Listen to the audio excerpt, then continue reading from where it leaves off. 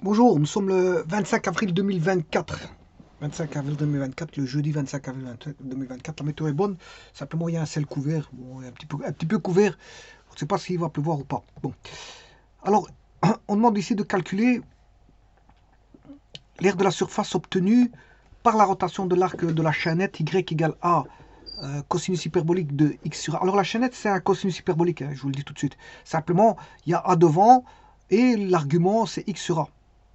Voilà, il est multiplié, le cosinus hyperbolique est multiplié par a pour avoir la chaînette, mais l'argument du cosinus hyperbolique, c'est x sur a, autour de l'axe x, entre les points d'abscisse x égale 0 et x égale a. Bon, on va déjà d'abord tracer ceci. Donc, je vous rappelle que un cosinus hyperbolique de x, pour autant que, voilà, le cosinus hyperbolique de x, c'est ceci. Voilà. J'ai pas encore mis x sur a, j'ai pas encore mis a. Je vais le mettre dans un petit instant. C'est simplement pour vous dire que faire un petit rappel,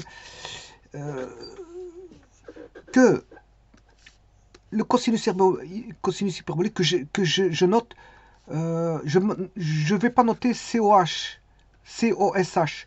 Je ne vais pas le noter comme ceci. Hein. Je vais le noter plutôt ici comme ceci pour avoir plus facile d'écriture.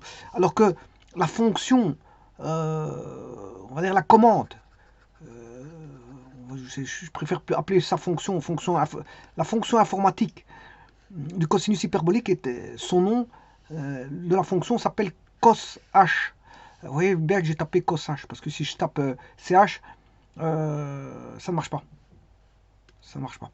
Par contre, moi, je vais noter ici mathématiquement, et non plus informatiquement, de manière à... Je ne suis plus dans le point de vue informatique, mais dans le point de vue mathématique. Ici, je vais l'appeler ch, non pas COH, COSH.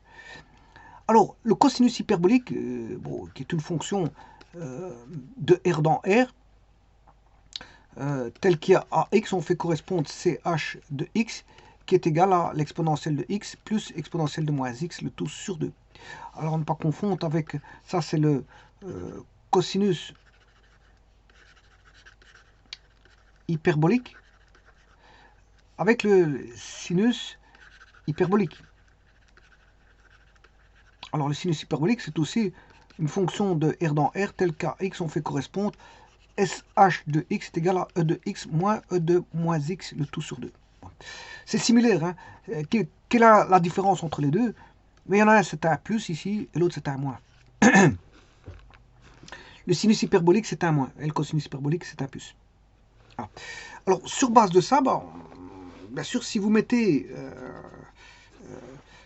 x sur a, si vous mettez, c'est plutôt celui-ci, x sur a, ben vous allez avoir x sur a ici, et moins x sur a, ce qui est évident. Et c'est comme ça qu'on a la fonction, bien sûr, oui, attention que c'est celui-ci, le cosinus hyperbolique, c'est celui du dessus. Donc si je mets x sur a ici, je devrais mettre x sur a ici et x sur a là. Attention que ici c'est x sur a aussi. Voilà, et donc, en plus de ça, pour avoir la chaînette, je devrais multiplier par a ici, hein, fois a, je vais faire fois a.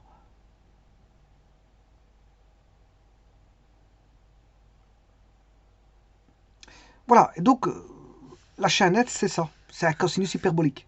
Bon, alors j'aurais pu l'écrire avec des exponentielles. Alors, avant toute chose, je vais mettre un curseur, bien sûr, que justement, je vais appeler A. Donc, de 0 à 10, par exemple. Par incrément de 1, ok. Mais il suffit de faire f de x sur a, voilà, et bien sûr, faire fois a. C'est ce que je fais ici, a fois. Alors maintenant, la chaînette, elle peut changer en fonction du a. Donc ça, c'est quand a vaut 1. Voilà. Quand a vaut 1, ben, on a tout au bonnement le cosinus hyperbolique de x. Hein. Voilà, on a f de x si a vaut 1. Et là, si je déforme le a, vous voyez qu'elle remonte. Mais en tout cas, le cosinus hyperbolique est toujours strictement positif. Il reste toujours strictement positif. Il est toujours au-dessus de l'axe des x. Voilà. Alors maintenant, si je devais écrire avec des exponentielles, ben, c'est la même chose que d'écrire E exponentielle de x sur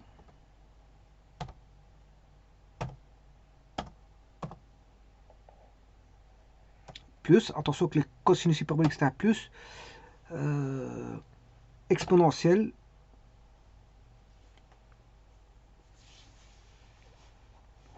de moins x sur a.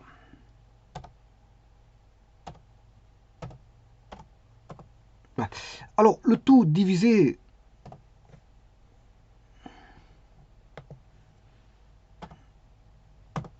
par a.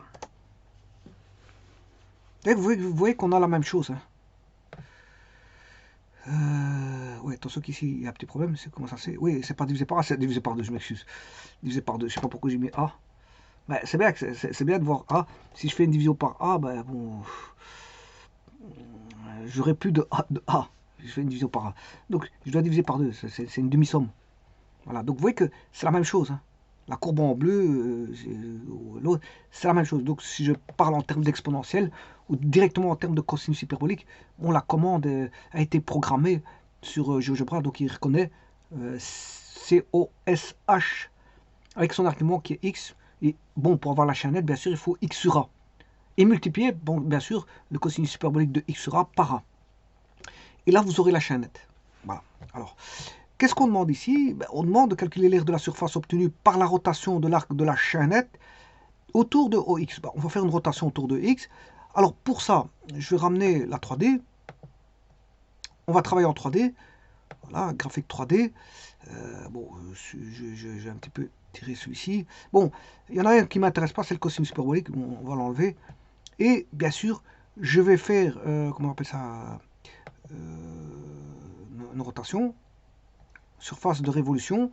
Je pointe la courbe, et voilà. Donc c'est ceci, c'est cette courbe-là. Bon, mais le problème, c'est quoi le problème là? Ben, c'est une courbe infinie. Hein. Bon, ça ne m'intéresse pas, ça. Ça, c'est une courbe infinie. Hein. Alors, pour, bien sûr, la délimiter, ben, on nous donne la délimitation parce que c'est de x égale 0 à x égale a. Donc, je vais retracer une nouvelle courbe. Si donc 0 plus petit égale x plus petit égale a, à ce moment-là, je dessine la fonction qui est g. Voilà. Et là, bon, on n'aura plus que une partie de la courbe. Voilà, vous voyez que ça dessine une partie de la courbe. Bien sûr, par rapport à 0,00 et bien sûr A,0. Voilà, bien sûr, on aura en 0, on aura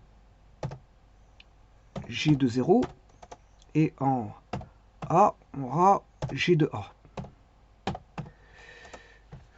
Je vais dessiner un segment qui va de là à là et de là à là. Prendre ceci, je sélectionne le second. Ouais, bon, ça c'est pas. Je sélectionne, déplacer, voilà, je sélectionne l'objet et je prends les pointillés, voilà. Et donc maintenant, je vais retirer, la courbe infinie ne m'intéresse plus, donc je vais retirer le G ne m'intéresse plus.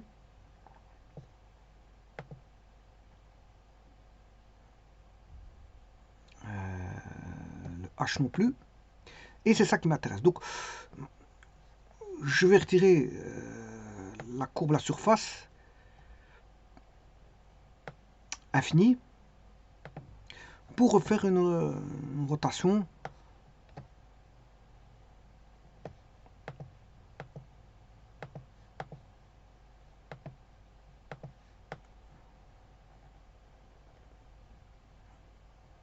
voilà. On va faire une rotation, donc surface de révolution, je pointe la courbe voilà, autour de l'axe des X et j'ai une rotation directement sur 360 degrés. Et ça, c'est, il faut calculer cette surface-là. Voilà, c'est la surface-là qu'il faut le calculer.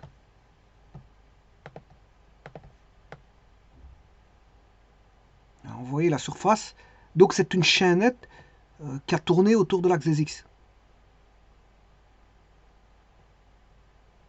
Donc on demande de calculer cette surface. Bon.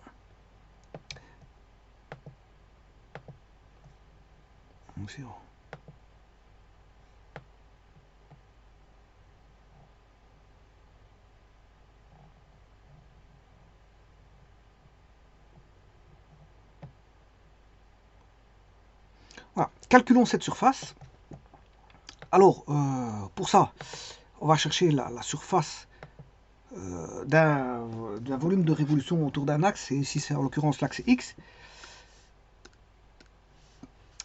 Je vous rappelle que c'est 2pi, l'intégrale de f de a à b, de f de x, bien sûr on tourne autour de dx, racine carrée de 1 plus f' de x le tout au carré. Bon.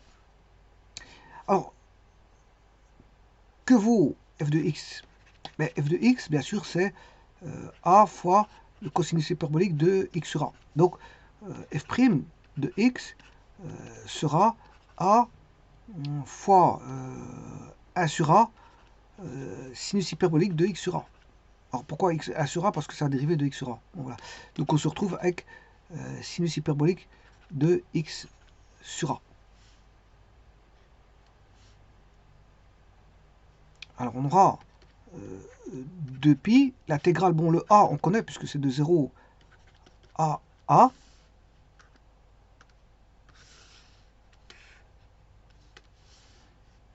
De f de x c'est quoi? Ben, c'est a cosinus hyperbolique de x sur a fois 1 plus sinus hyperbolique carré de x sur a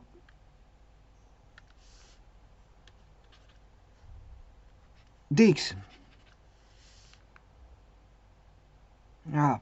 Alors maintenant, prenons ceci et traitons ceci. Prenons cette expression qui est la surface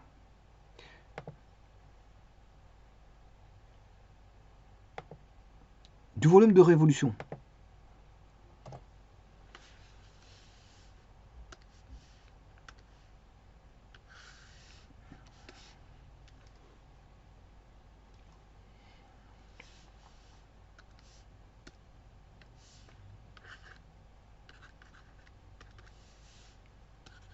C'est en unité d'air, hein,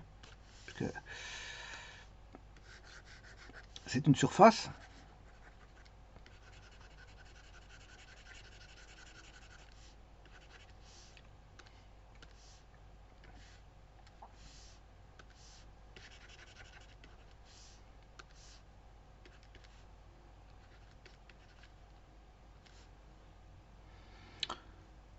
voilà. Alors je vous rappelle les formules sur les, comment on appelle ça, les fonctions hyperboliques.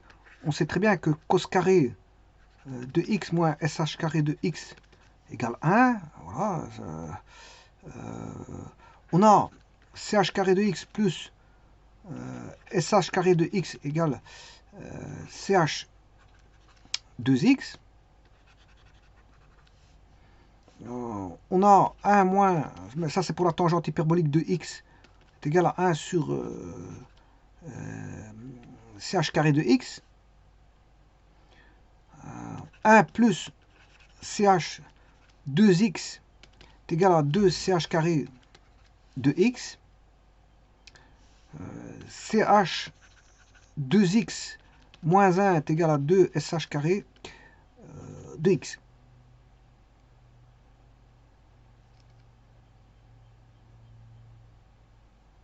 Ah. Donc ça c'est à connaître par cœur bien sûr. Quand vous traitez des fonctions hyperboliques, la première des choses c'est de connaître ces formules. C'est comme vous faites la trigonométrie, si vous ne connaissez pas les formules, ça ne sert à rien de faire la trigonométrie. Je vous le dis tout de suite. Je vous le dis tout de suite. Dès le moment où vous rentrez dans un domaine, je l'ai toujours répété, la première des choses, si vous faites de la trigonométrie, c'est de connaître au moins les formules essentielles de la trigonométrie. Au moins les connaître, les formules essentielles. Puis après, on peut voir d'autres formules. Bon, si on ne les connaît pas, bon, on peut, je veux dire, à un moment donné, on peut en oublier, aller revisiter, faire une revisite des formules. Mais si quelqu'un traite de la trigonométrie assez souvent, mais il doit connaître ces formules, parce qu'il ne va pas chaque fois aller rechercher voilà, ces formules, voilà, aller les revisiter.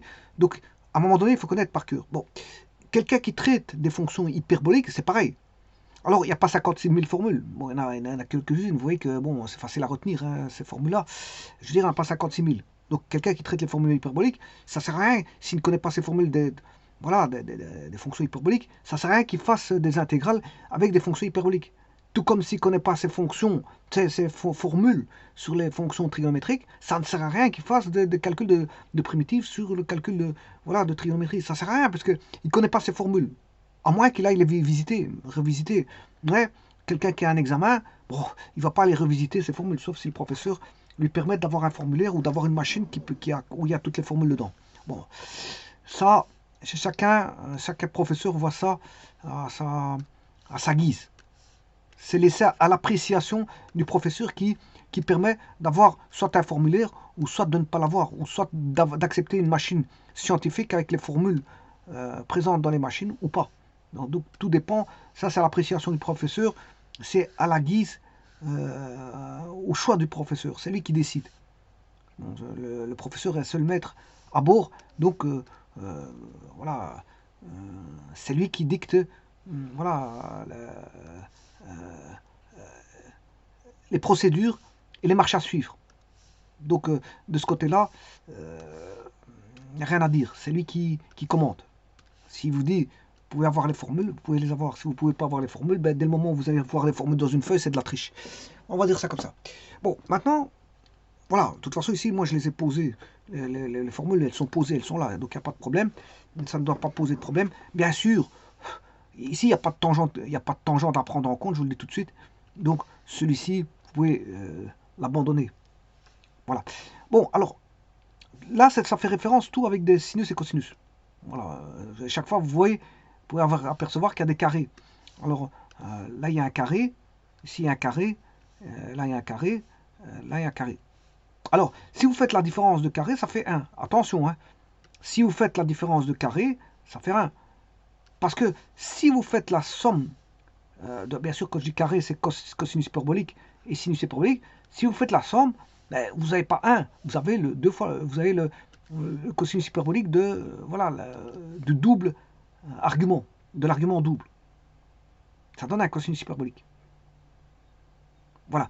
Alors maintenant, étant donné ces deux formules-là, ben on peut se ramener à une liaison entre le CH de x, bien sûr le 1 qui est là, et 2CH carré. Voilà. Ben, en fait, il suffit de faire la différence du 2 moins le 1. Vous faites le 2 moins le 1, vous avez CH2x moins 1 égale, et alors là, ces deux-ci vont s'annuler. Ça fera 0. Et qu'est-ce qui va rester? Il va rester CH carré plus CH carré, ça fait...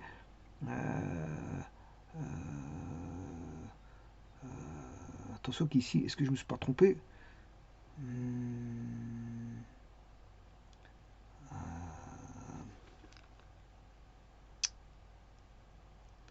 Donc, c'est...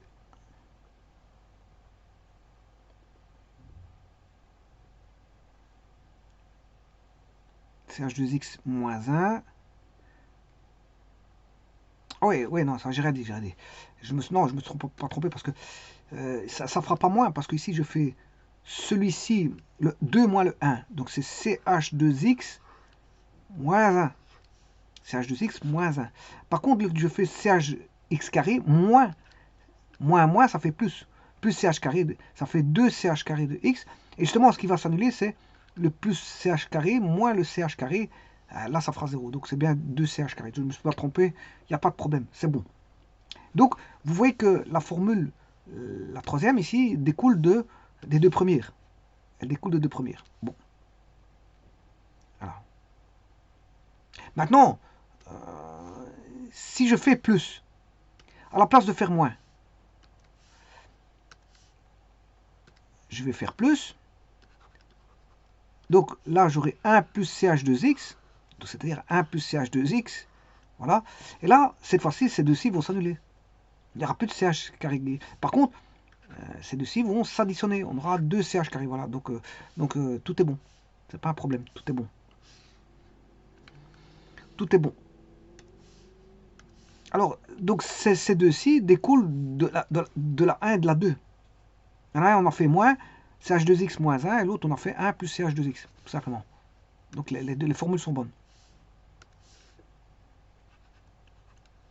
Bon, alors, pour ne pas encombrer, je vais enlever tout ça, et m'intéresser, bien sûr, à 1 plus ch carré. Alors, je rappelle que ch carré de x moins sh carré de x égale à 1. Voilà. Ce qui veut dire que si je fais ch carré de x égale 1 plus sh carré de x, voilà, donc ça fait sh carré de x. Bon, alors ne pas confondre ceci avec la trigonométrie, puisqu'en trigonométrie c'est sin carré x plus cos carré x, c'est la somme qui vaut 1.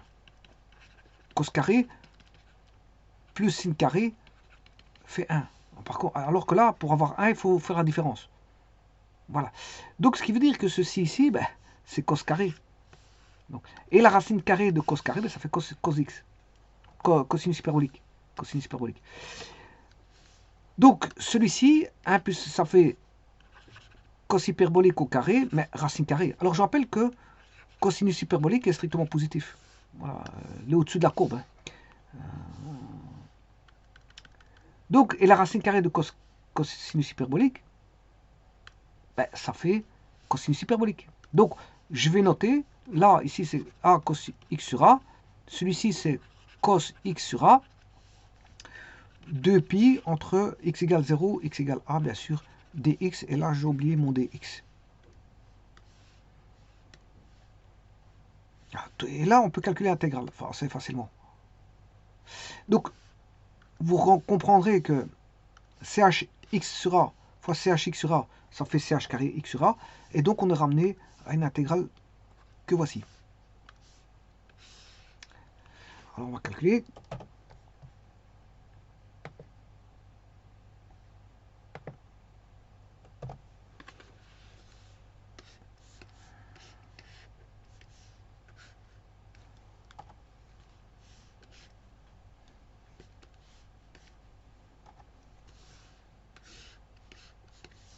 Donc, c'est la surface du volume de révolution autour de l'axe des x, autour de OX. Et ça, c'est égal, bien sûr, c'est en unité. L'unité, c'est l'unité d'air, puisqu'il s'agit d'une aire. Donc, et bien sûr, comme je vous ai dit, CH de x sur a est positif, hein, strictement positif. Voilà. Alors maintenant, je vous rappelle que si vous devez calculer, par exemple, l'intégrale de cos carré x dx, ben, cos carré x dx, bon, je peux le faire dans une feuille à part, regardez bien, ça va être la même chose ici, hein, bon, que vous faites en trigonométrie, ou ici c'est le même. Ben, simplement, il faudra faire attention. Hein.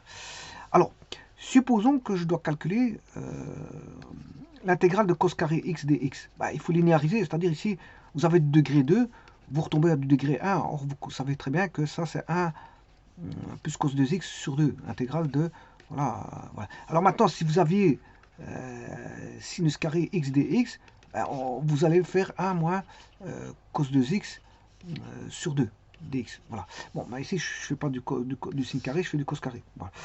Alors, l'intégrale de ceci, elle est simple. Parce que ça fera 1 demi, intégrale de 1 demi de dx, plus 1 demi l'intégrale de cos 2x dx. Bon, l'intégrale de cos 2x dx, elle est simple aussi, puisque attention que c'est 2x, c'est pas 2, voilà. Alors on pose u égale 2x, différentiel de u c'est 2dx. Donc ce qui veut dire que du sur 2 égale dx. C'est-à-dire que vous allez avoir du sur 2 cos u, voilà, primitif, ce qui fait 1 demi cos u du. Voilà, ce qui fait dérivée de sin, c'est cos, primitive de cos, c'est sin. Donc ici, vous allez avoir 1 demi primitif de dx, c'est x, plus 1 demi, alors cos 2x va donner 1 demi primitif de cos U. Or, cos U, c'est sin U. Et U vaut 2x. Donc, on aura 1 demi sin 2x. Bien sûr, à une constante près. Voilà. Eh bien, ici, pour le cosinus hyperbolique, pourquoi je montre ça? Ça va être la même chose. Ça va être la même chose. Donc, on va calculer ceci. Alors, je vais calculer donc la primitive non pas de cos carré, mais de cosinus carré hyperbolique de x. Cosinus hyperbolique de x, différentiel de x. Oui, attention que c'est pas ça, parce que ça c'est cos carré, c'est la trigonométrie ça. Je suis en fonction hyperbolique, donc c'est ch carré de x. Ch carré de x. Alors, le ch carré de x ben, peut s'exprimer aussi comme étant, je vous rappelle la formule de tout à l'heure que j'avais vue, 1 sur ch2x égale 2 ch carré de x. Voilà, je vous rappelle cette formule-là qui avait été vue auparavant. Donc c'est un peu la même chose. Là, on a l'argument double, par rapport à celui-ci, bien sûr. Et donc, qu'est-ce que je peux écrire? Mais comme la trigonométrie. Je vous rappelle que cos carré x est égal à 1 plus cos 2x sur 2. Ben là, on a l'argument double par rapport au x. Ben ici, on aura la même chose, puisqu'on aura ch carré de x est égal à 1 plus cosinus hyperbolique de l'argument double, le tout sur 2. Vous voyez que c'est similaire. C'est similaire.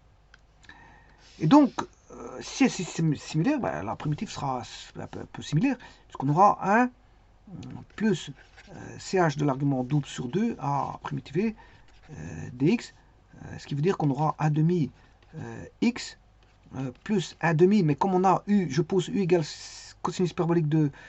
Enfin, comme je pose u égale 2x, donc du égale dx sur... du sur 2 égale dx. Donc on aura un primitif de cos hyperbolique de 2x qui fait sinus hyperbolique de 2x avec une... comme on a posé u égale 2x, ben, du sur 2 vaut dx. Ah, une constante près. Ben, vous avez un peu la même chose comme si on avait... voilà...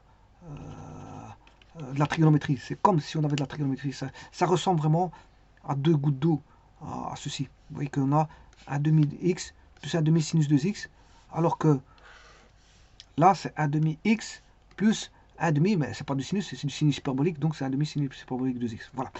Donc, on a tout. Alors maintenant, il y a juste un petit problème. Donc, c'est le problème, c'est que c'est pas de x, c'est du x sur a. Donc, je reviens ici. On va calculer ceci.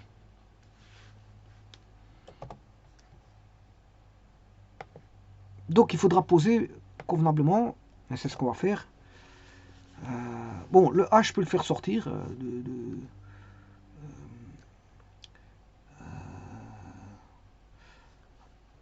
du signe intégral. C'est-à-dire que ce a là, ce sera 2 pi a. Bon, c'est les constantes. Mais a étant connu, bien sûr, hein, 2 pi a. Alors maintenant, on va calculer ceci. Sinus hyperbolique de x sur a. Ça fait, comme je viens de vous dire, c'est un petit peu comme la trigonométrie, c'est un petit peu les mêmes formules. Donc, pour se tromper, c'est difficile. Si vous connaissez vos formules, il n'y a pas de problème. Tout est une connaissance de formule ici. Hein. C'est une application de formule. Mais pour autant, vous connaissez les formules, parce que appliquer ces formules nécessite de connaître ces formules. Hein. Il ne suffit pas de dire on va appliquer les formules alors qu'on ne les connaît pas. On va dire ça comme ça. Alors, je disais, on a 2 pi a.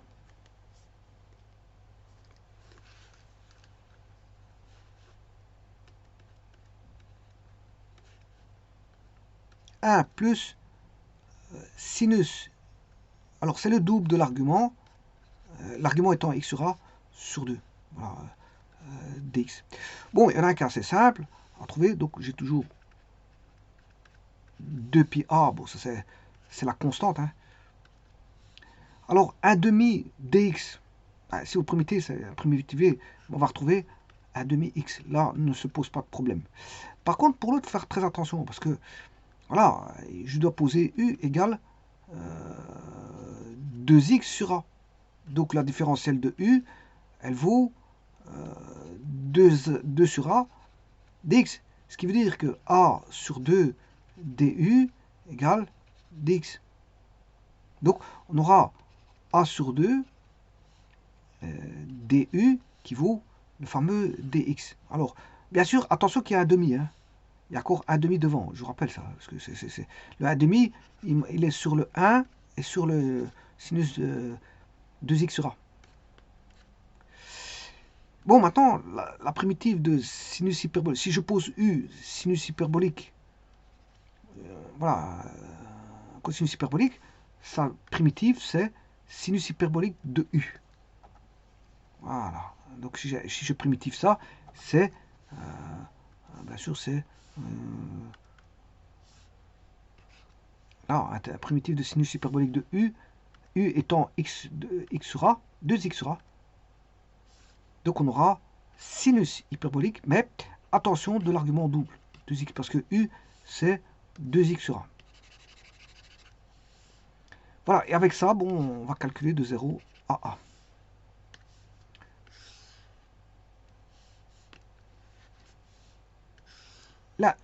La primitive est terminée. Hein. Voilà. Il suffit de calculer les bornes maintenant.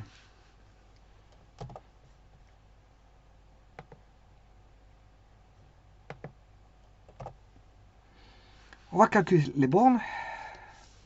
Et donc ça, attention que ça va nous donner la surface du volume de révolution à travers autour de l'axe OX. J'élimine le superflu. Ce qui est superflu. Voilà, je remets convenablement mes crochets. Et je remplace par les X par 0. Enfin, par A et P par 0. Donc, je vais noter ça. CTRL V. Ça m'intéresse.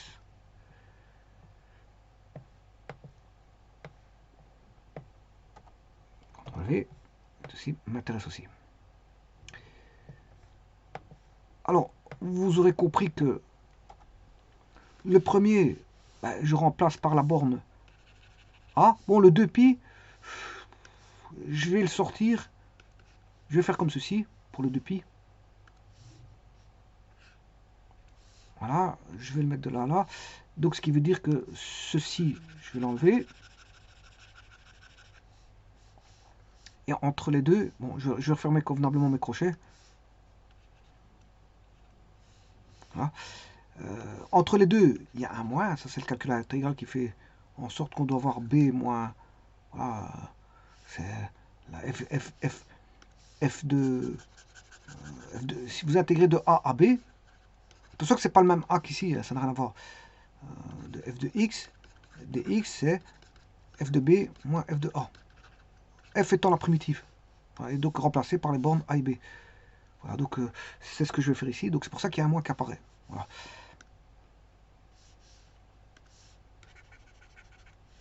Alors, remplaçons par A, X vaut A.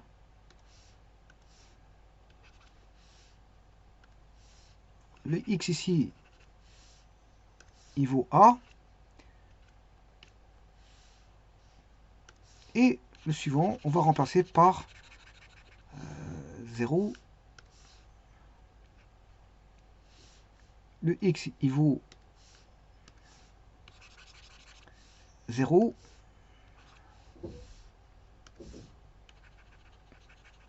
Le X, il vaut 0. Bon, alors j'ai une petite remarque à faire là-dessus, c'est que le cosinus hyperbolique est strictement positif, donc il ne sera pas être nul. Le cosinus. Par contre, le sinus hyperbolique, lui, c'est une fonction, autant le cosinus hyperbolique est une fonction, on va dire, paire. Elle est symétrique par rapport à l'axe Y. D'ailleurs, on va le voir tout de suite. Par contre, le sinus hyperbolique, c'est une fonction impaire. Donc lui, qu'est-ce qu'il a? Ben, il passe par 0. Il passe par 0. On va voir tout de suite. On va retirer tout ça. On va le voir en 2D. Voilà, je ramène. Bon, j'ai dit que je retirais ça. Je vais retirer la partie de courbe. Bon, le cosinus hyperbolique, voilà, c'est une courbe qui fait ceci. Voilà, donc elle est strictement positive. Par contre, un sinus hyperbolique, voilà, il va passer par 0. Elle est impaire, la fonction. CH, sinus. h de x. Voilà, vous voyez qu'elle passe par 0, le sinus hyperbolique. Donc, sinus hyperbolique de 0 fait 0. Et même si je mettais x sur a, il va quand même passer par 0. Voilà, regardez bien.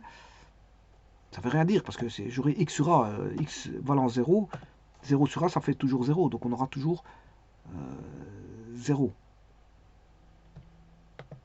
La fonction, vous voyez que c'est juste que elle se dilate, ou elle se contracte, ou suivant que le a devient petit, elle se contracte. Sinon, elle se dilate si le a devient plus grand. C'est juste ça, mais elle passe toujours par 0. Je parle de sinus hyperbolique. Voilà. Alors, revenons à nos moutons ici. Ce qui veut dire que il y a deux termes qui sont nuls. 1 demi fois 0, ça fait 0. Voilà, ça fait 0. Mais en plus de ça, sinus hyperbolique de 0, 2 fois 0 sur a, ça fait sinus hyperbolique de 0, ça fait 0 fois a fois a sur 4, ça fait 0. Donc tout ça, ça part. Donc il n'y a plus à soustraire quoi que ce soit. Donc la réponse va être ici.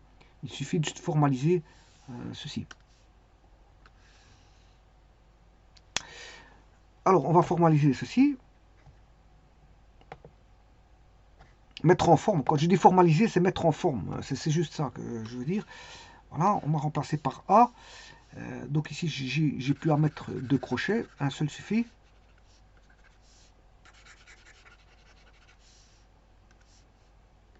Et on va faire des petites simplifications parce que, d'abord, ici, A sur A, ça fait 1. Donc on a sinus hyperbolique de 2, tout simplement. C'est sinus hyperbolique de 2. Alors, là, on a A sur 4.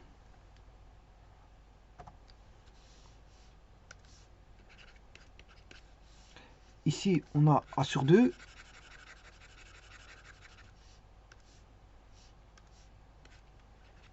Le A, je peux le faire sortir.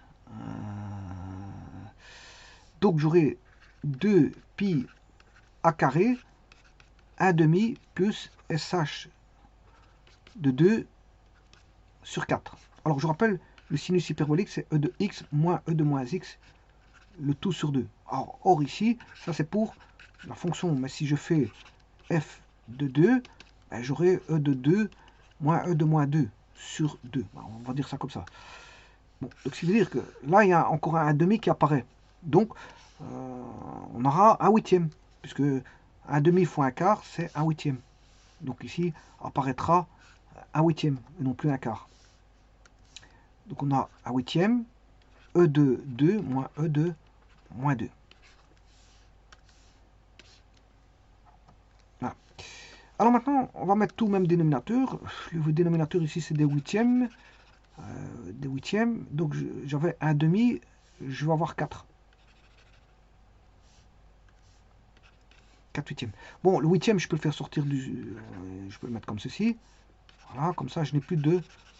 j'ai plus que ceci. Voilà. 2 divisé par 8. Enfin, 2 huitièmes, ça fait en simplification un quart. Un quart, c'est pi a carré sur 4. Et donc, la réponse, je vais mieux l'écrire avec un peu plus de prestance dans l'écriture. C'est E carré moins E de moins 2 plus 4. Et je ferme le crochet. Voilà. Alors, bien sûr, l'unité, ce sont des unités d'air. Et voilà que vaut la surface du volume de révolution autour de l'axe X de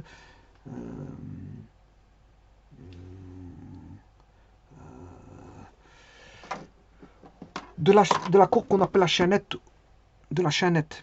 Donc ça, c'est la surface de révolution pour un A donné, bien sûr. Alors la surface, elle est là. Voici, en fonction de A. Voilà. En fonction de A. Et donc, la surface, ben, en fonction de A, elle est là.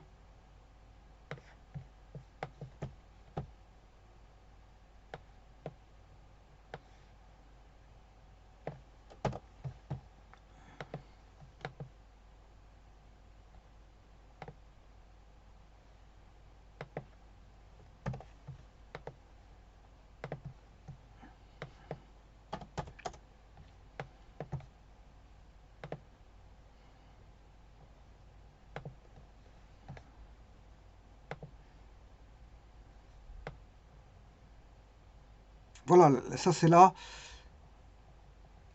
la chaînette. Bien sûr en rotation, la chaînette en rotation.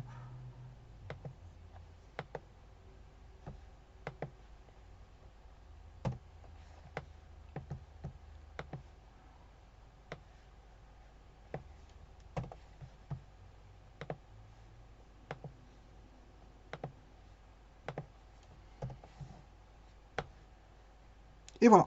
Donc vous avez ici la surface de révolution de la chaînette. Bien sûr la chaînette, je rappelle l'équation de la chaînette.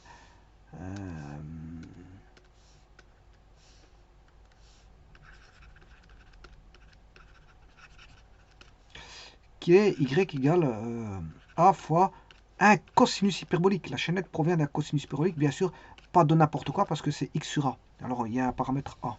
Voilà. Et donc sa surface de révolution, la voici.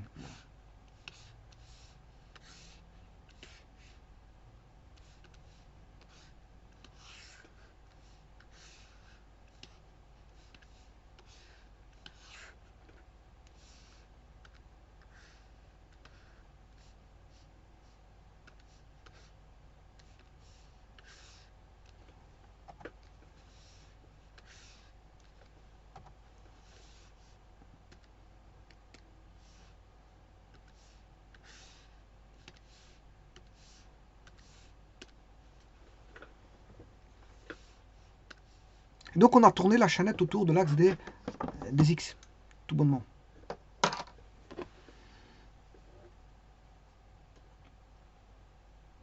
Alors on voit bien que c'est une surface. Hein. Pourquoi? Parce que a carré, voilà, vous avez un carré. Donc, pi sur 4 étant une constante, e carré étant une constante, e moins 2 étant une constante, plus 4 étant une constante. Bon, je pourrais écrire ça autrement. Hein. Bon, c'est de ramener toutes les constantes. Voilà, qui est pi, qui est, attention, c'est un nombre irrationnel, pi sur 4, multiplié par e carré, qui est un nombre irrationnel au carré, moins e de moins 2, e étant un nombre irrationnel, plus 4, ça c'est toutes les constantes, multiplié bien sûr par le fameux a carré. Et on voit bien que bon, tout ça, ça donne des unités d'air. Pourquoi? Parce que vous avez k fois a carré. A carré est exprimé voilà, en unité de surface.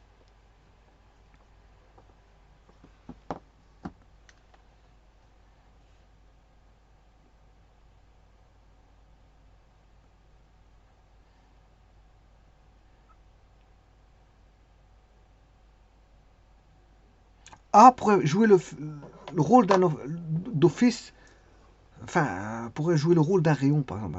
C'est pas un rayon ici, mais bon, voilà. C'est une espèce de rayon. Une espèce de rayon. On pourrait jouer voilà, comme un espèce. C'est pour ça que je vous dis R carré. Quand on dit R carré, on voit tout de suite. Si on dit R cube, on voit tout de suite qu'on est en volume. R carré, on a en surface. R, on a en unité de longueur. Ben, voilà, c'est un petit peu ça que je mets en relief.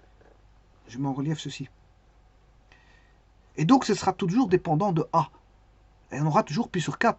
E carré moins E moins 2 plus 4. On aura toujours ça. Mais simplement, le A est variable. Si je fais varier le A, ben on aura une chaînette plus grosse ou plus petite suivant la variation du A.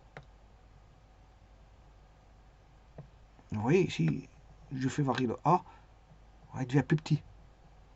Voilà, c'est comme si on zoomait ou dézoomait en fait. Voilà, c'est un petit peu, on multiplie par un facteur démultiplicatif voilà, le A.